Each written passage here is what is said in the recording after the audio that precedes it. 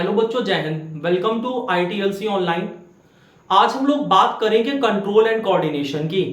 Last chapter में हम लोगों ने पढ़ा था लाइफ प्रोसेसेस, वो चैप्टर हमारा पूरा कंप्लीट हो गया।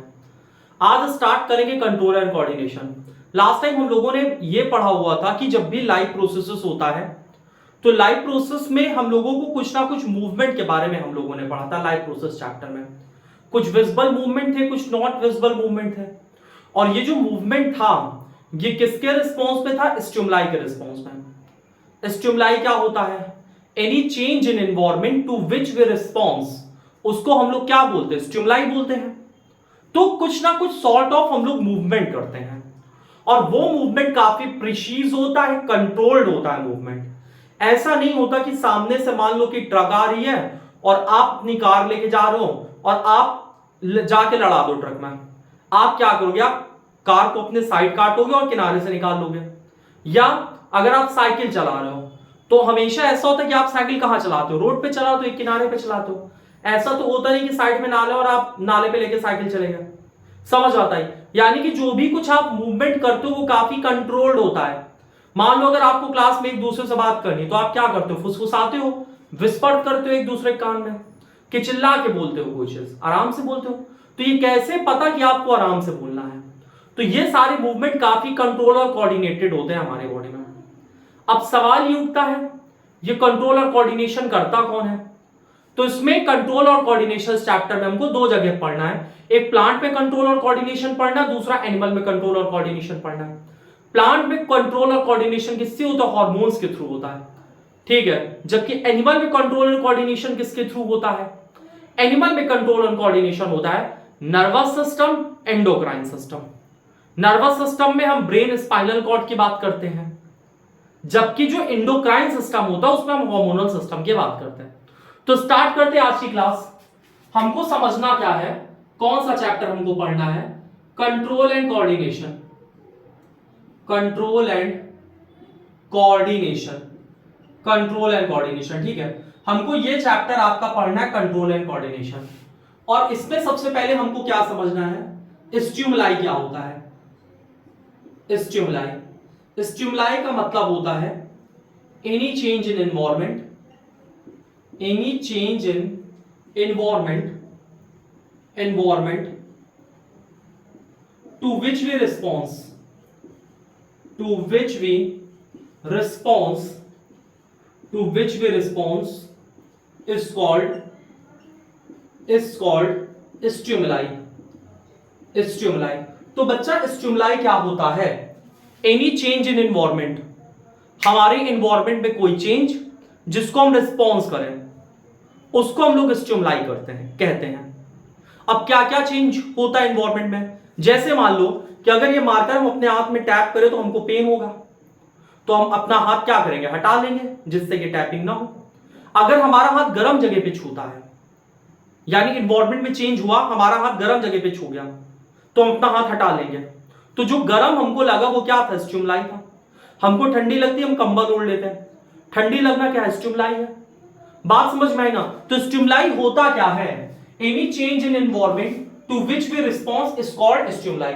यानी हमारे एनवायरनमेंट में कोई ऐसा चेंज जिसको हम रिस्पॉन्स करते हैं उसी को क्या बोलते हैं? स्टिमुलाई बोलते हैं। अब बात आती है हाउ वी रिस्पॉन्स, ठीक है। बात क्या आती है? How we response, how we response, हम लोग कैसे रिस्पॉन्स करते हैं? तो इसका आंसर क्या है? We response, we response by some sort of, by some sort of movement, movement. हम लोग कैसे रिस्पॉन्स करते हैं? हम लोग रिस्पॉन्स करते हैं किसी ना किसी तरह का मूवमेंट करके, क्योंकि बिना मूवमेंट के हम लोग रिस्पॉन्स नहीं करने पाएंगे। बात समझ में आई? और ये जो मूवमेंट होता है, the movement, the movement is carefully controlled and coordinated, control and coordinated, coordinated. और ये जो मूवमेंट होता है ये काफी कंट्रोल और कोऑर्डिनेटेड होता है। Example, if you have to talk, if you have to talk to your classmate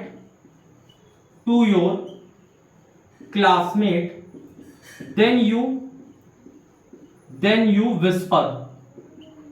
whisper, यानी कि अगर आपको अपने क्लास में किसी से बात करनी है तो आप फुसफुसाओगे इंस्टेड ऑफ शाउटिंग लाउडली, ठीक है, इंस्टेड ऑफ शाउटिंग लाउडली। बात समझ में आई ना?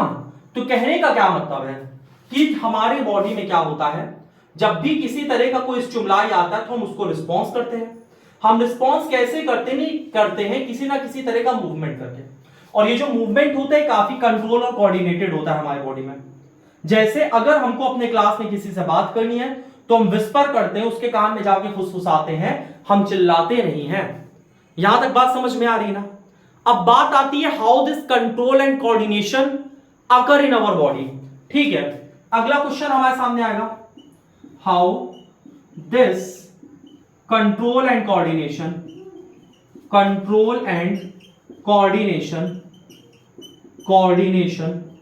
occur in our body,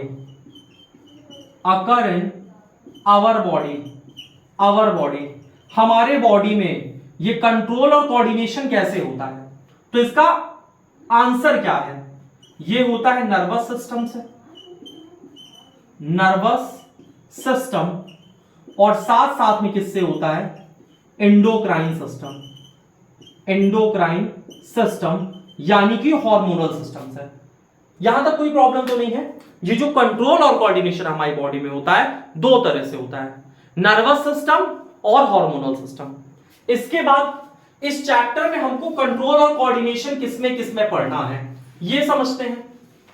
तो in this chapter we have to study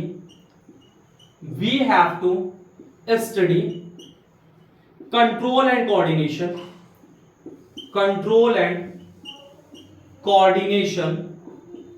in plants and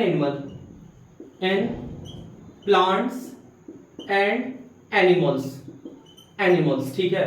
इस चैप्टर में जो हमको कंट्रोल और कोऑर्डिनेशन पढ़ना है, किसमें पढ़ना हमको कंट्रोल और कोऑर्डिनेशन?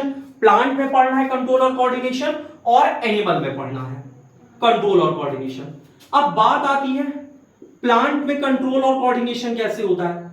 तो प्लांट में आप पढ़ोगे हार्मोन्स के बारे में, और प्लांट हार्मोन्स को हम लोग बोलते हैं बच्चा फाइटोहार्मोन,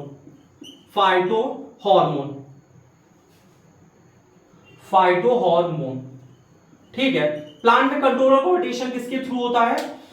हार्मोन्स के थ्रू होता है, और इसको हम लोग बोलते हैं फाइटोहार्मोन्स। प्लांट में कितने हार्मोन्स आपको पढ़ने हैं?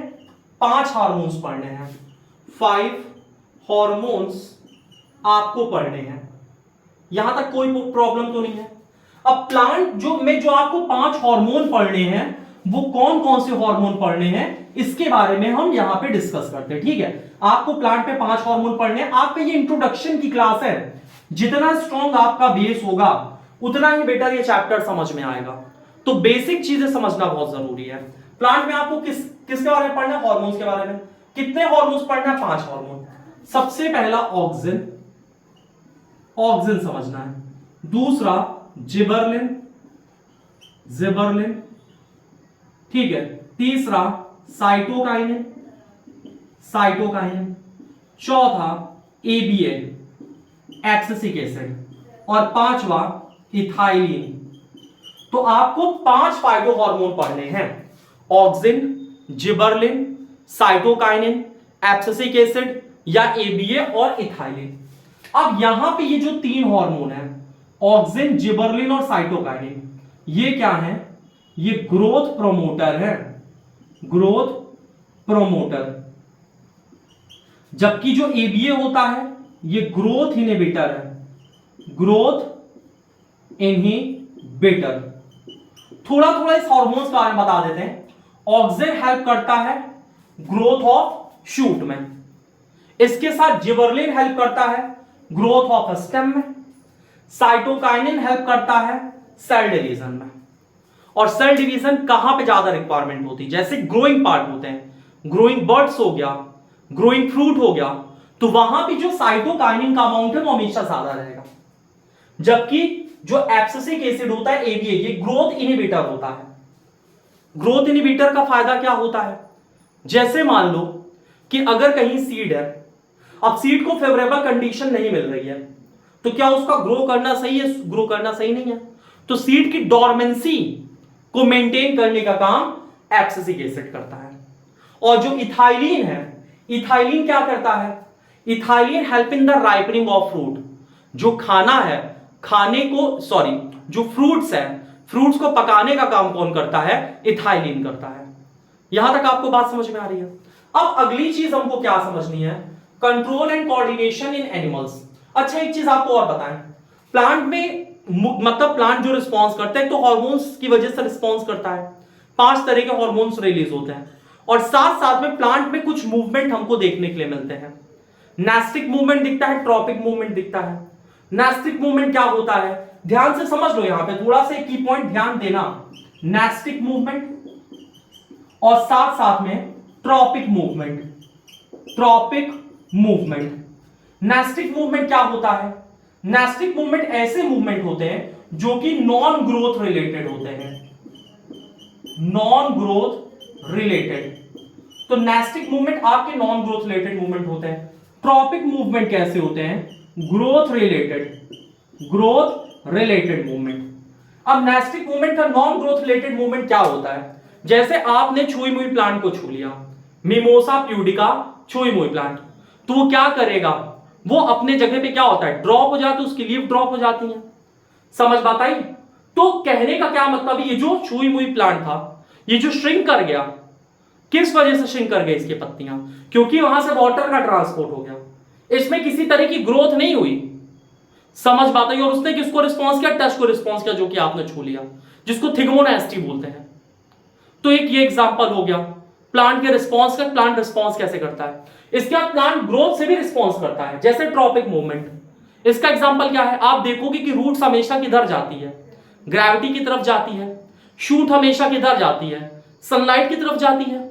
तो ऐसा तो होता नहीं कि भाई साहब शूट ऐसे है, अब इधर सनलाइट आ रही तुरंत इधर मुड़ गई, ऐसे थी ऐसे मुड़ गई, नहीं।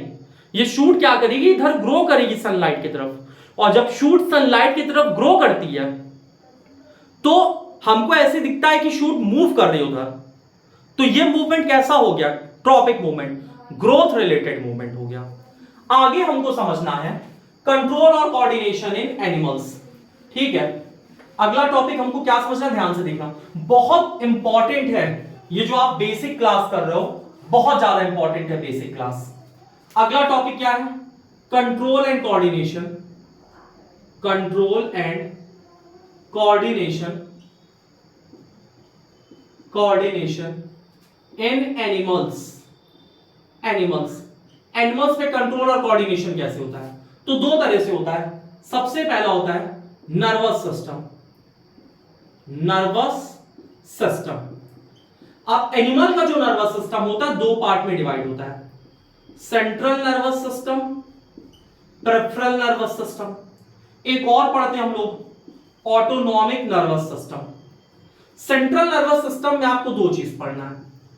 पहला पढ़ना है ब्रेन और दूसरा पढ़ना है स्पाइनल कॉर्ड। तो सेंट्रल नर्वस सिस्टम में बच्चा आपको 2 चीज पढ़ना है, ब्रेन पढ़ना है और स्पाइनल कॉर्ड पढ़ना है। ब्रेन क्या होता है?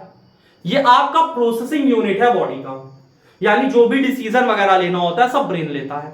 जो आपकी मेमोरी है, जो इंटेलिजेंस है, जो आप देख रहे हो, जो स्मेल कर रहे हो, जो आपकी हार्ट बीट हो रही है, ये सारी चीजें कौन कंट्रोल करता है? ब्रेन कंट्रोल करता है, जो कि सेंट्रल नर्वस सिस्टम का पार्ट है। स्पाइनल कॉर्ड क्या करता है? स्पाइनल कॉर्ड हर जगह से इंफॉर्मेशन को कलेक्ट करता है, अलग अलग नर्व से क्या करता है? इंफॉर्मेशन कलेक्ट करता है स्पाइनल कॉर्ड, और इसको फिर किसको ट्रांसफर कर देता है? ब्रेन को ट्रांसफर कर देता है। तो 2 चीजें हैं, ब्रेन और स्पाइनल कॉर्ड। स्पाइनल कॉर्ड का एक और इंपॉर्टेंट रोल होता है, ये रिफ्लेक्स एक्शन में काम करता है। रिफ्लेक्स एक्शन क्या होता है? Automatic and quick response to the stimuli is known as reflex action. जैसे आपके कान के पास जैसी मधुमक्खी आती है, आप तुरंत हाथ मारते हो, क्या सोचते समझते हो? अब मधुमक्खी आई, अब हमको काटने वाली है, अब हम रिस्पॉन्स करेंगे। ऐसा नहीं होता है। बात समझ में आ रही ना? या आपका हाथ किसी गर्म जगह छू गया, आप तुरंत हाथ हटाते हो, कि ऐसा होता है कि नहीं सोचते हो, समझते हो कि अब हमारा हाथ छुआ, अब हमको जलन महसूस हो रही है, अब हम हटाएंगे। तो ये सारे एक्शन रिफ्लेक्स एक्शन है। तो ये सब कौन कंट्रोल करता है? Spinal cord.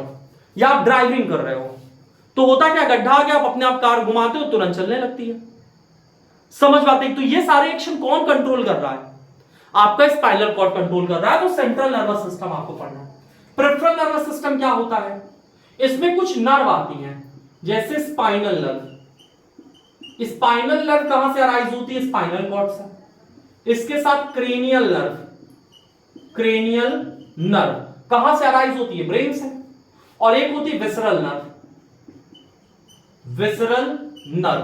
तो आपको 3 नर्व पढ़ना है, spinal nerve, cranial nerve, visceral nerve, जो कि हमारे इंटरनल ऑर्गन्स के बीच में कम्युनिकेशन का काम करती है और हर जगह से इंफॉर्मेशन रिसीव करती है और ट्रांसफर करती है स्पाइनल कॉर्ड और ब्रेन को। तो ये नर्व हो गया।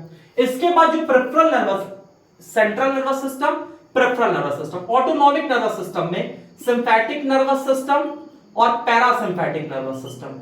ये आपको समझना नहीं है लेकिन थोड़ा सा जान लो। सिंपैथिक नर्वस सिस्टम और पैरासिम्पैथिक नर्वस सिस्टम। सिंपैथिक और पैरासिम्पैथिक क्या होता है? सिंपैथिक और पैरासिम्पैथिक नर्वस सिस्टम क्या होता है? सिंपैथिक नर्वस सिस्टम हमको इमरजेंसी सिचुएशन के लिए तैयार करता है। जैसे कुत्ता आपको दौड़ा लिया, ठीक है, तो आपके अंदर क्या होगी? हार्ट बीट बढ़ जाएगी, सब कुछ तेज हो जाएगा। इमरजेंसी सिचुएशन के लिए तैयार करना। और पैरासिम्पैथिक नर्वस सिस्टम क्या करता है? बॉडी को फिर से काम डाउन कर देता है, फिर से नॉर्मल कंडीशन में, कि भैया जो कंडीशन थी सब खत्म हो गई है, अब फिर से नॉर्मल हो जाओ। तो आपको जो कंट्रोल और कोऑर्डिनेशन पढ़ना है नर्वस सिस्टम में, वो central nervous system, peripheral nervous system, autonomic nervous system. इसमें ब्रेन स्पाइनल कॉर्ड पढ़ना है, spinal nerve, cranial nerve, visceral nerve पढ़ना है, और सिंपैथिक नर्वस सिस्टम और पैरासिम्पैथिक नर्वस सिस्टम आपको समझना है। यहां तक कोई प्रॉब्लम तो नहीं है? दूसरा आपको समझना है नर्वस सिस्टम के बाद जो अगला पढ़ना है आपको, अगला है एंडोक्राइन सिस्टम। ध्यान से समझो अगला, एंडोक्राइन सिस्टम। एंडोक्राइन सिस्टम मतलब कि hormonal system, hormonal system. Endocrine system इसको क्यों बोलते हैं? क्योंकि जो आपके हार्मोन होते हैं, हार्मोन रिलीज कहां से होते हैं? हार्मोन रिलीज होते हैं आपके एंडोक्राइन ग्लैंड से, एंडोक्राइन ग्लैंड। तो जो भी हार्मोन आपकी बॉडी में रिलीज हो रहा है, कहां से रिलीज हो रहा है? एंडोक्राइन ग्लैंड से। एंडोक्राइन ग्लैंड को बोलते हैं ductless gland, ductless gland. Endocrine gland कैसे ग्लैंड होते हैं? Ductless gland. इसका मतलब कि जो हार्मोन होता है, hormone secreted in blood, secreted in blood. Hormones कहां पे सिक्रीट होता है बच्चा?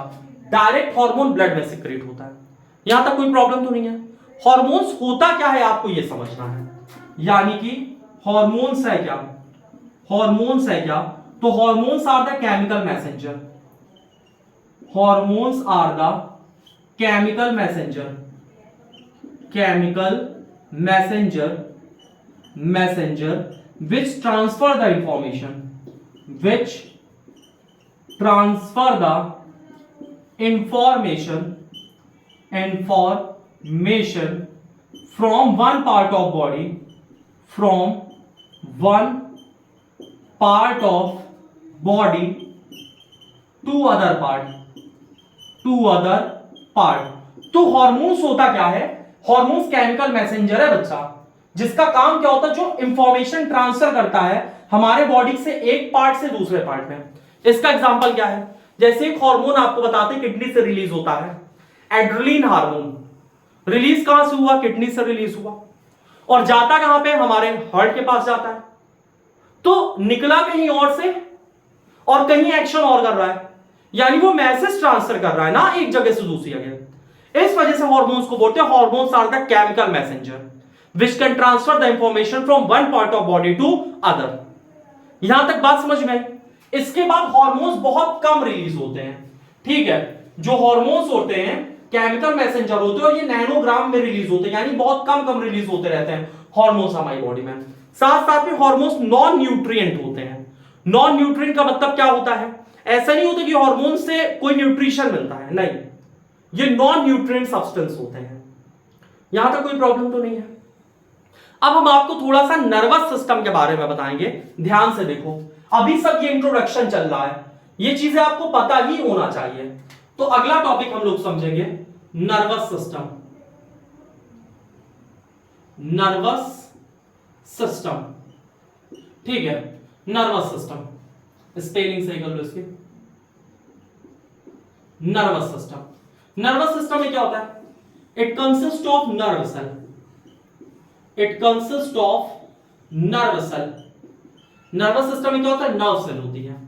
It is the longest cell, it is the longest cell of the body. Nerve cell हमारी बॉडी की लॉन्गेस्ट सेल होती है। इट डू नॉट डिवाइड, हमारी नर्व सेल कभी भी डिवाइड नहीं करती है। क्यों डिवाइड नहीं करती? Due to absence of, due to absence of centriole.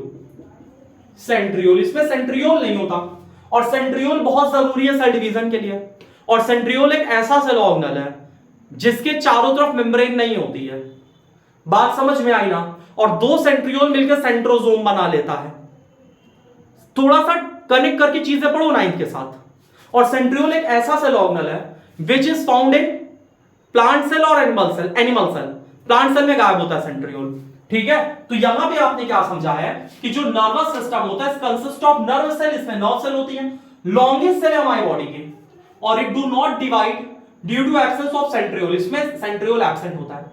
इसका जो कंडक्शन होता है, यानी कि जो भी इंफॉर्मेशन कैरी करता है, किस फॉर्म में कैरी करता है? Electrical impulse. तो it carry information in the form of electrical impulse, electrical impulse। ये किस फॉर्म में इंफॉर्मेशन कैरी करता है? ये इंफॉर्मेशन कैरी करता है in the form of electrical impulse. Electrical impulse के फॉर्म में इंफॉर्मेशन को ये क्या करता है? कैरी करता है एक जगह से दूसरी जगह तक।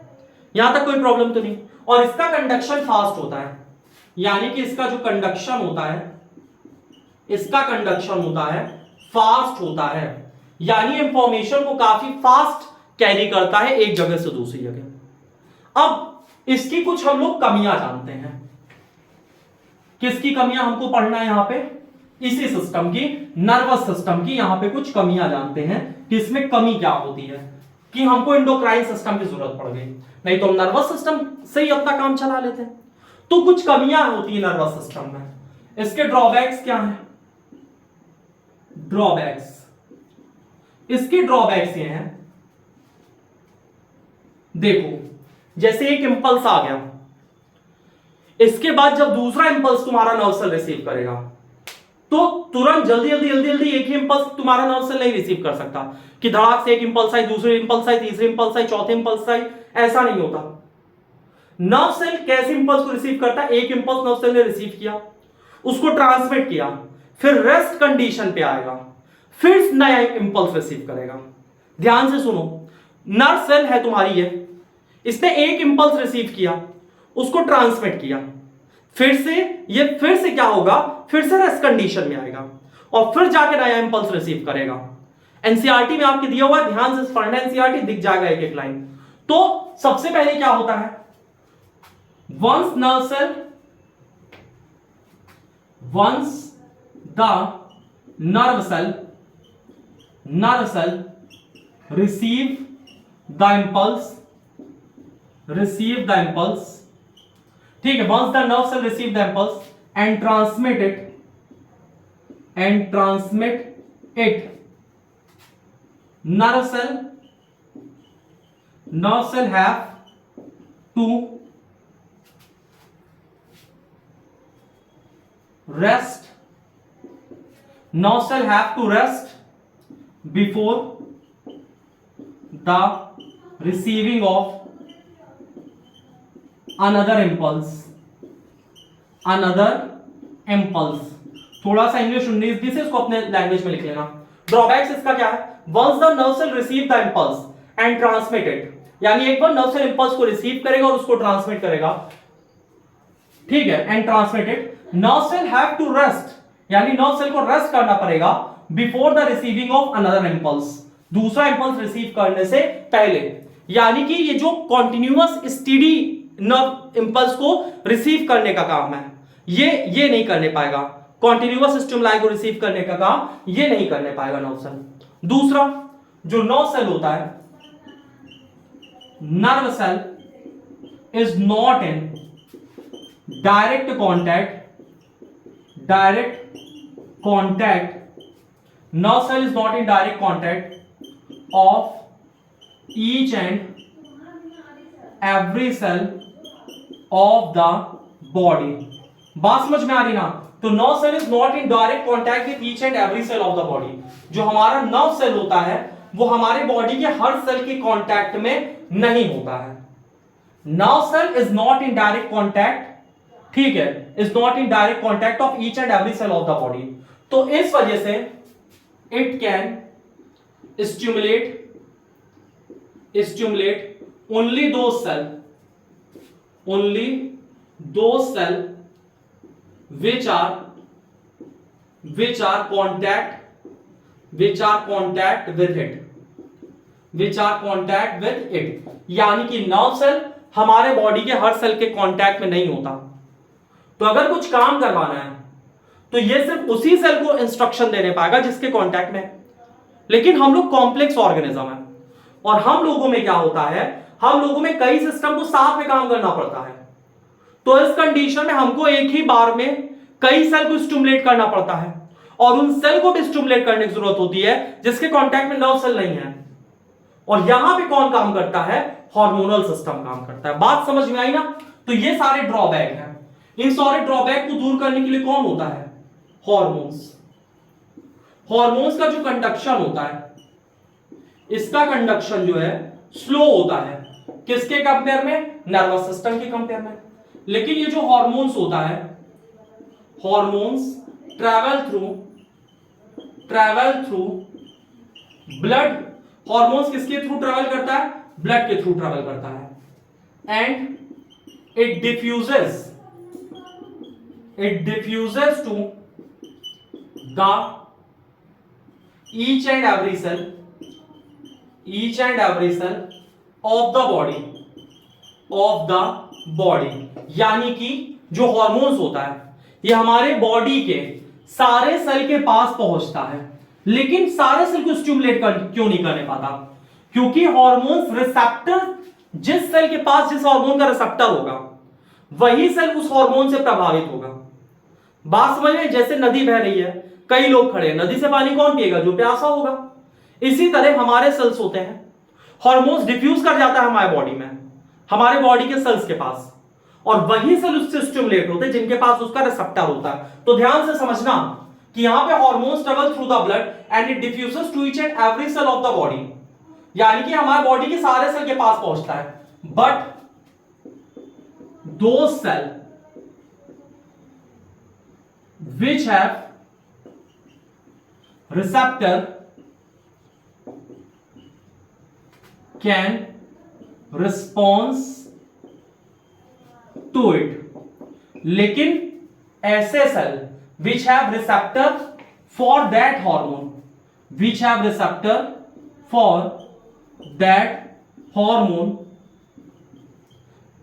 response to it। इसका क्या मतलब है? सिर्फ वही सेल जिनके पास उस हार्मोन का रिसेप्टर होगा वही उसको क्या करेंगे? रिस्पॉन्स करेंगे।